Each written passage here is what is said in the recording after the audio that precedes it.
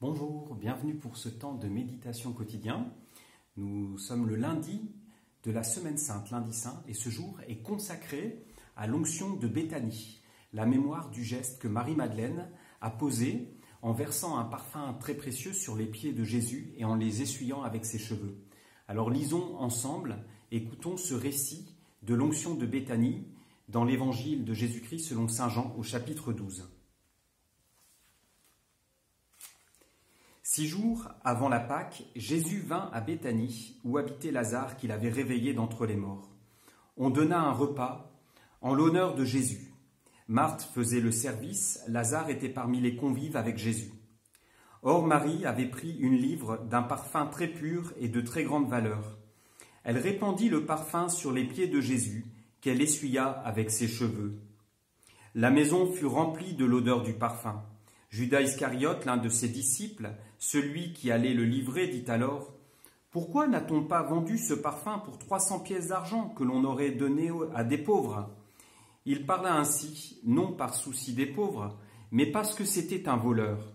Comme il tenait la bourse commune, il prenait ce que l'on y mettait.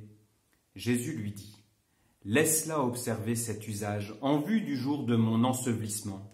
Des pauvres, vous en aurez toujours avec vous.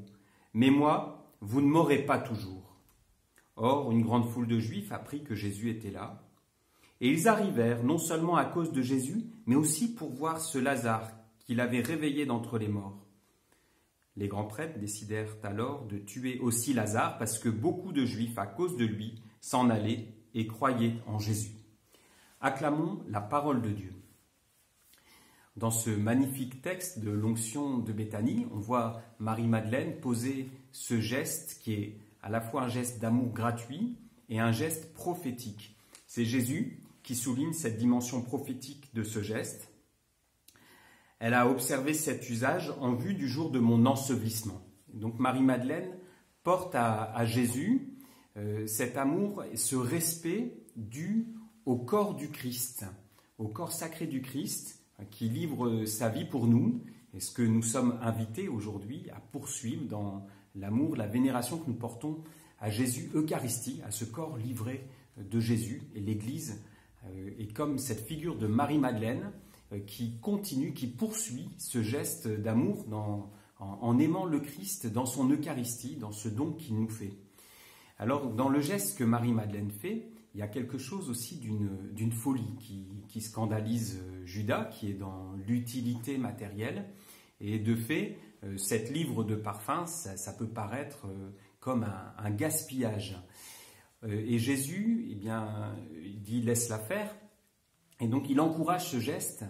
Et quelque part, Marie-Madeleine, elle nous donne comme une clé pour entrer dans cette semaine sainte.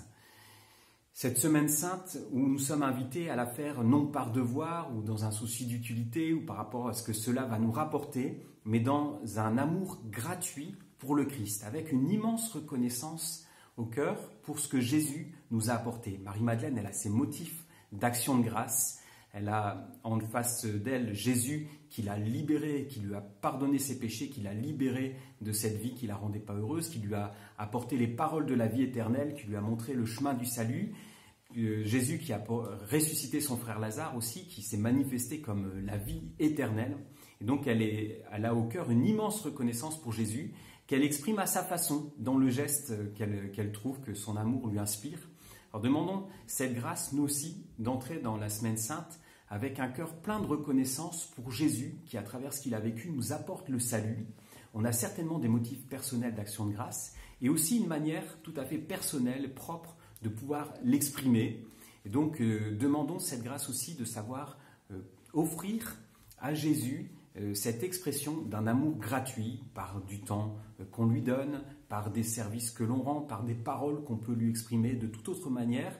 Sachons trouver notre façon de lui exprimer gratuitement notre amour. Je souhaite à chacun de vous une très belle semaine sainte, centrée sur le Christ, notre salut.